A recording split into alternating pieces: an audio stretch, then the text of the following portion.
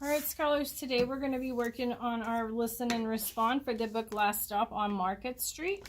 Go ahead and write your name at the top and then write today's date. I think it's the 14th. Then make sure you fill in the title, Last Stop on Market Street.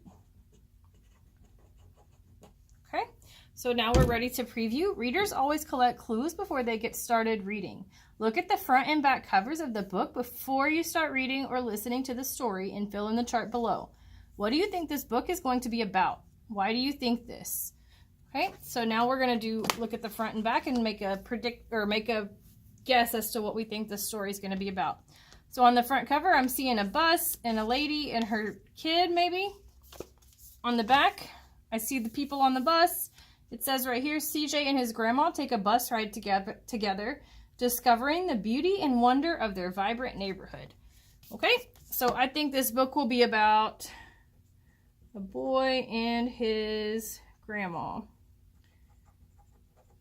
I think this because on the front cover and the back. Okay, so then now I want you to come up with another thing that you think it might be about and tell me why you think this. Once you do that, you're ready to start listening.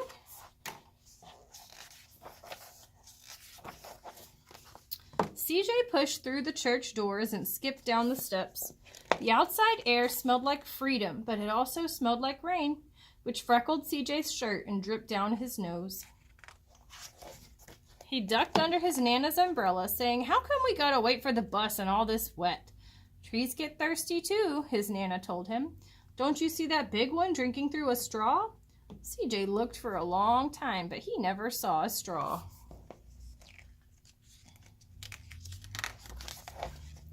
From the bus stop, he watched water pool on flower petals, watched rain patter against the windshield of a nearby car. His friend Colby climbed in, gave CJ a wave, and drove off with his dad. "Nana, how come we don't got a car?" "Boy, what do we need a car for? We got a bus that breathes fire and old Mr. Dennis, who always has a trick for you." The bus creaked to a stop in front of them. It sighed and sagged, and the doors swung open. So I'm going to go ahead and pause right here because I think we have some characters we can write down.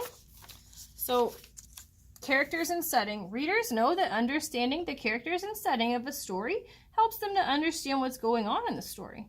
So now I want you to list 3 characters from the story and then tell me 3 things you know about each one of them.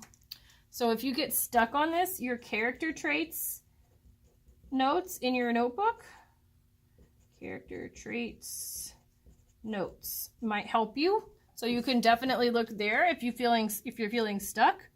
So I know CJ is a character, I know Nana, and I think Mr. Dennis. You can have any of these if you want, or you can have, maybe there's more later on that you want to write in.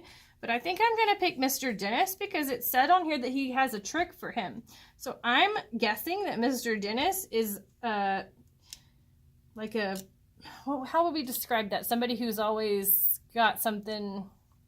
I'm going to say he's a friendly guy, since he always has a trick for the little kid, right? I'm also going to say that he is a man because his name is Mr. Dennis, right? And then I want you to come up with one other. If you use Mr. Dennis, you can come up with another one on your own. And then for the other 2, you can pick whoever you want. If you want to use CJ, if you want to use Nana, or maybe we meet some more people later on, you can. So what is the setting of the story? Remember, a setting is a place. Like, where is this story happening? A location. So it's always going to be somewhere you can go or somewhere you can be. So think like school, home, work, like an office, a beach, a park, like the zoo. What is the location of this story? And how does it match with what's happening? So the setting of the story is a bus. How does it happen with what's happening?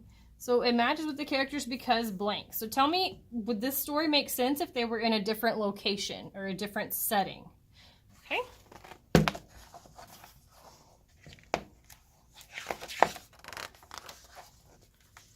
"What's that I see?" Mr. Dennis asked. He pulled a coin from behind CJ's ear, placed it in his palm.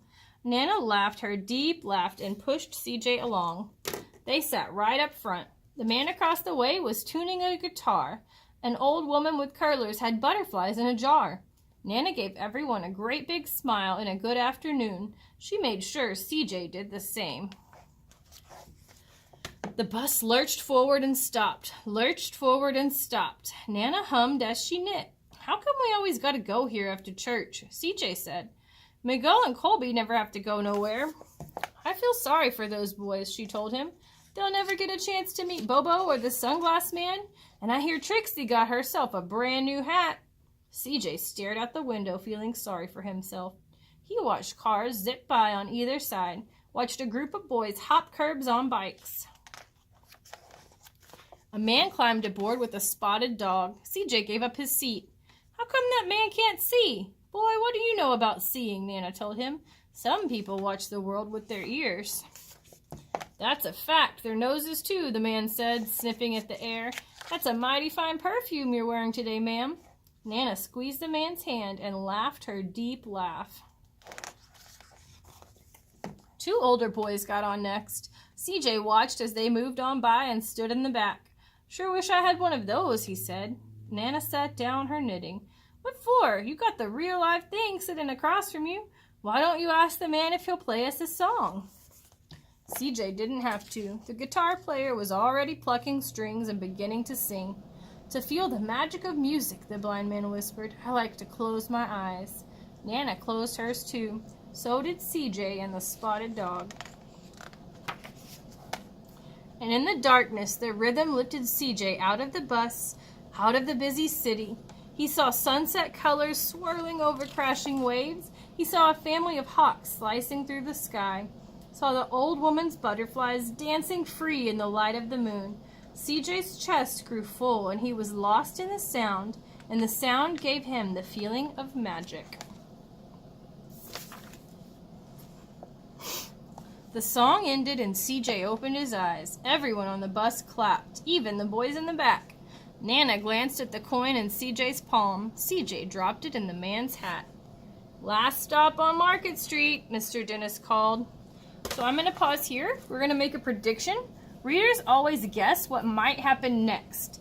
What do you think might happen next, and why do you think this? So something I think might happen next is CJ and Nana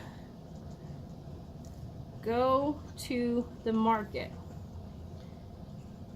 I think this because the name of the stop is Market Street, right? So that's what I'm thinking. If you want to copy this one, you can, but I need you to come up with another thing that you might think might happen next and why you think that on your own right here.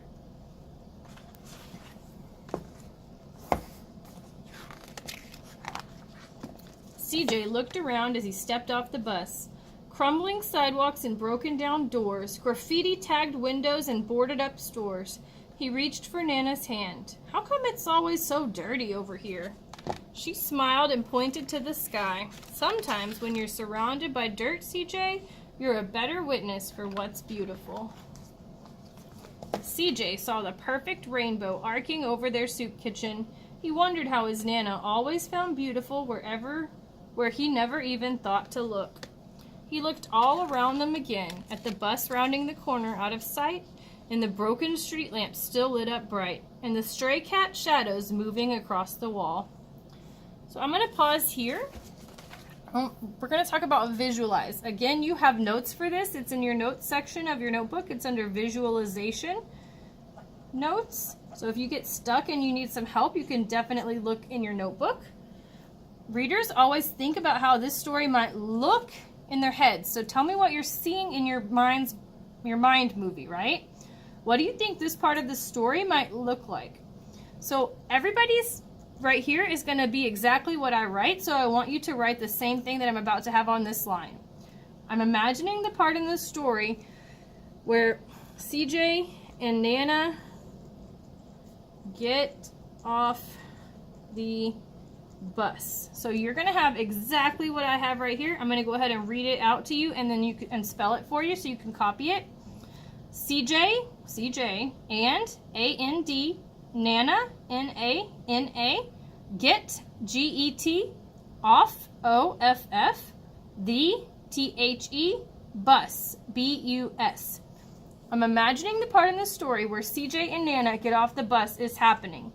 I'm imagining it looks like blank. So I want you to come up with what you think it looks like, what you're imagining in your mind movie as they get off the bus. Then I want you to come up with some things to describe what you're seeing to me. So I remember saying there was a rainbow over old buildings. I'm just going to abbreviate buildings. You can have this one to match what I have, but I want you to come up with this one and this one on your own. Some things that you're seeing. So describe what you are imagining this looks like when they get off the bus, and then tell me 3 things that describe that. And then what's making you think this? I think this because, and then tell me why you think this, okay? So like what happened in the story that made you imagine that thing? What's happened in your life that made you think that that's what they're seeing? You're going to fill this part in on your own too.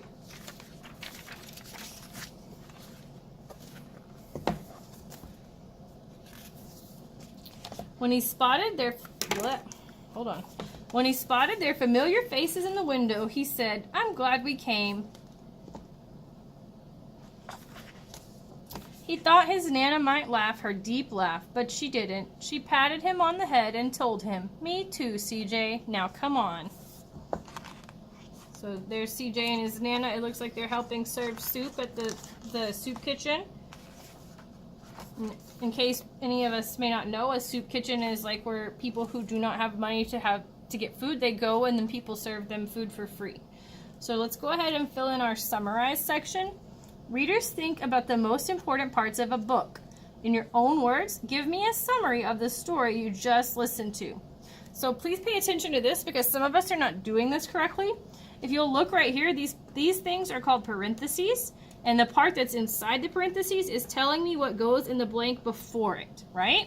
So the story blank talks about blank, in the beginning of the story blank, in the middle of the story blank, and at the end of the story blank. So the story, title of the story, Last Stop on Market Street, talks about characters CJ and his Nana. In the beginning of the story, they are waiting for the bus. What happens next? In the middle of the story, what happens? And at the end of the story, what's happening next? Now, after you finish the summary, you're going to come to the blog part. Open up Google Classroom and go in for your color and start a new post. Then you're going to pick one of these. You do not have to do both. I'm going to explain both in case somebody wants to do a different one than you do. So the 2 options are making connections and story continued. Making connections. Readers, think about ways a book is similar to their own lives. So if you choose to do this one, you're going to title the post Making Connections to Last Stop. You don't have to write the whole thing. Just go ahead and write it like this. Please make sure you copy this whole thing down on you type it out, because that way I know which option you're choosing to do. So you're going to type the title of your post, Making Connections to Last Stop. Then you can put a period, you can put a colon. A colon, remember, is this little thing. And then you can go ahead and type your answer. You're going to write about how you can connect to this book. Did something in this book remind you about something you know about in the world around you?